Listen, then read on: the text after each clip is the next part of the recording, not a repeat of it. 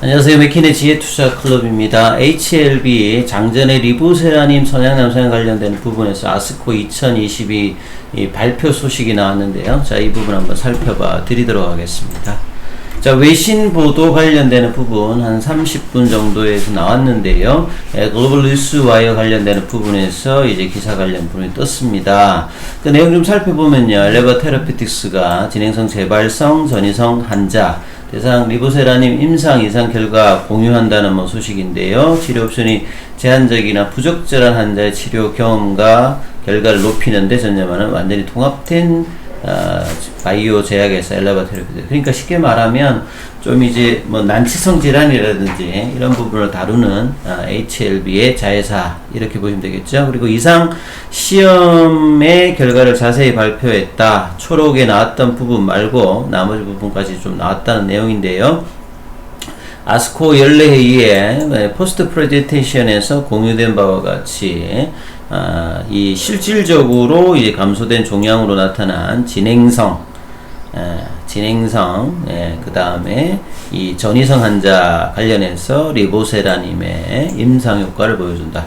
이 임상은 이제 리보세라님 단독으로 진행되는 겁니다. 엘레바 테라피틱스에. 그래서 치료 전 6개월 동안의 어떤 진행과 치료를 임상을 했을 때 6개월 동안의 어떤 진행 관련되는 부분들을 이제 했다라고 봐야 되겠죠. 오픈 라벨 형태로 1차 치료제가 없는 상태이기 때문에 대조군 없이 이렇게 좀 진행이 되었다 이렇게 보시면 되겠죠. 그래서 1차 요청 지표가 ORR을 좀 다루고 있다 봐야 되겠죠. 그래서 리보세라님의 효능과 이 안전성을 조사하기 위해서 미국에 좀 더 많은 66.3%니까 전체 80명 중에서 53명이 미국 쪽에 대상이고 한국에도 들어가 있고요. 그래서 미국의 중심, 미국에서 매년 이제 선양 남성 환자가 1200명 정도 나오는 어떤 부분이죠.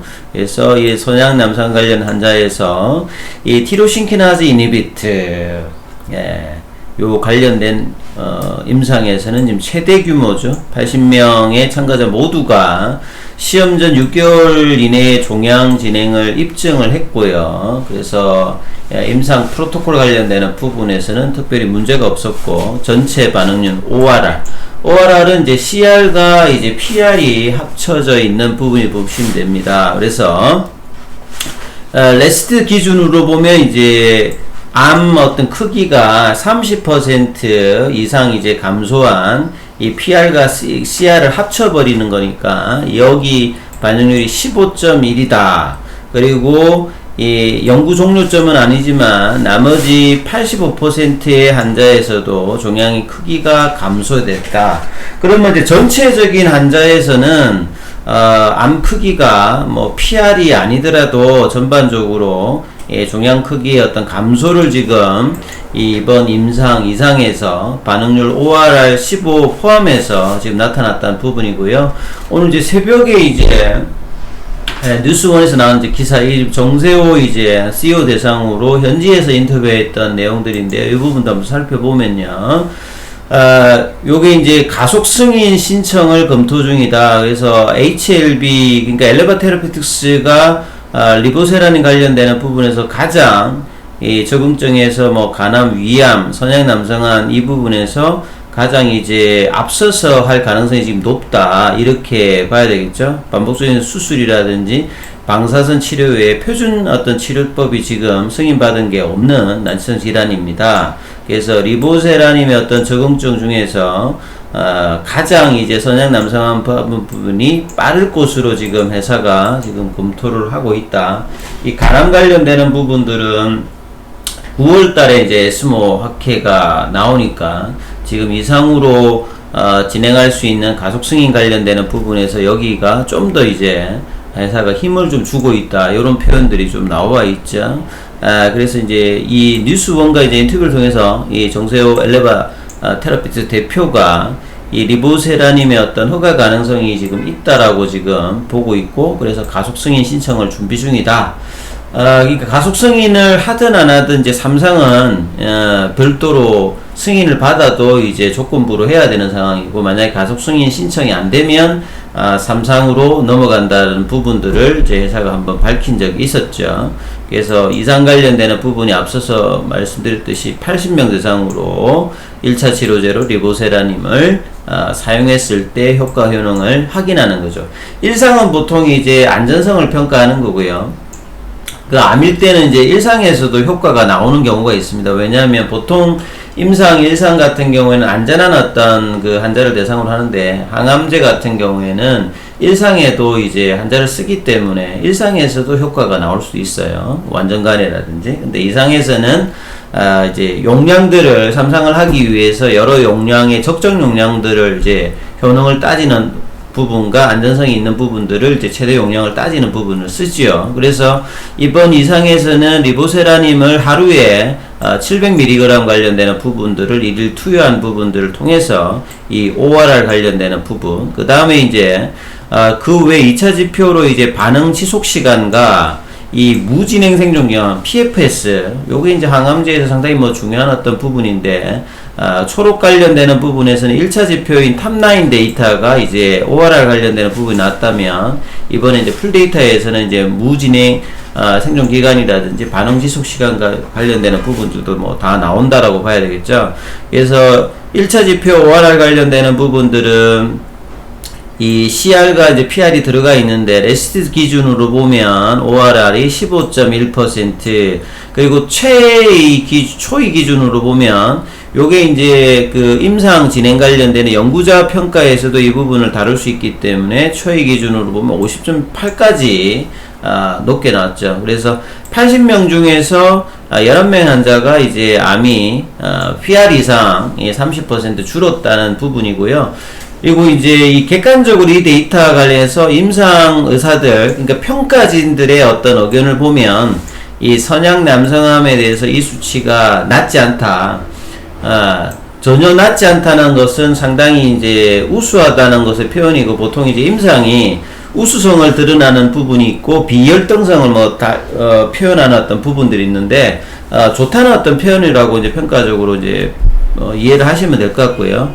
그리고 이제 아직 승인되지 않은 다른 항암제 어떤 임상 관련되는 부분들을 보면 피험자 규모가 이상에서는 한 20명, 30명, 선양 남성암이 뭐 희귀 질환이다 보니까요, 이렇게 피험자가 그렇게 크지 않은 편이었고, 그 다음에 이제 임상에 어떤 들어가는 대상자 어떤 선정이 좀 엄격하지 않은 부분이었는데, 이번에는 피험자 수도 80명이었고 굉장히 기준을 엄격하게 해서 진행했기 때문에 상당히 대규모라는 어떤 평가를 받고 있죠. 그리고 ORR 15%에 이르는 약이 없었기 때문에 이 80명 중에서 15.1%의 ORR 반응을 보였기 때문에 상당히 의미가 있다라고 이제 엘레바 테라피틱스에도 자체적으로 뭐 그 홈페이지에도 저번 초록에서도 밝혔고요.